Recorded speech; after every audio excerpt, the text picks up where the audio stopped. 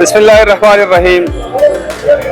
د خیبر ترجمان ټلویزیون قدرمندو کتونکو السلام علیکم. سنگرخان ما او دا وخت په عجیزو کې موجود ما د ناګومان او د شبقدر ترمنځ علاقه ده. مازیګر ټیم دی روجماتي ته یو څو لمحې پاتې دي او دلته کې یو ګاډی والا راسره ولاړ دی. د دو په ګاډۍ باندې په شمار باندې یو څو کیلي دي. نو ما مې چېرې د دا کیفیت لږ وګورم څه حالات دي، د ژوند څنګه تېروي، دی په دې څو کیلو د چا ته دی په کور کې دغه د روزۍ سبب ګرځي. ګرانه ستاسو نوم دی؟ بلال.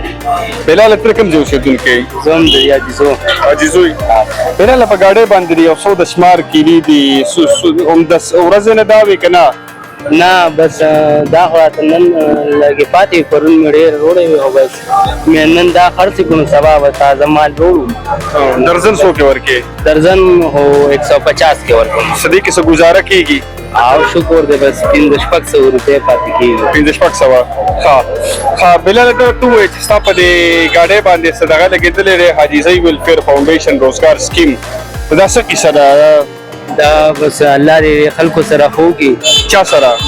دا چې مونږ د چا راکړی ده که نه او چا دا محتمر ایستې ده، بس الله دې ورسره ښه وکړي، غریبانانو سره امداد کوي. ښه د دې مطلب دا چې دا ګاډۍ دا روزګار ستا خپل نه دی، دا تاله دې دا چې بوټ پرې لګېدلی د حاجیزۍ ویلفیر فاونډیشن دوی تاله دا ګاډۍ درکړې ده؟ صحیح. بس د دې خلکو شکریا ادا کوو چې غریبانانو سره امداد کوي که نه او دا ګاډۍ روزګار ولري. د دې نه مخکې به دې څه کار کوو؟ یاره زه خو خپله ډریور یم، د هر یو ګاډي خو د ډریور نه راته دا لږ سهولت. ټیک بلال، خوشحاله اوسئ. خوشحاله شئ.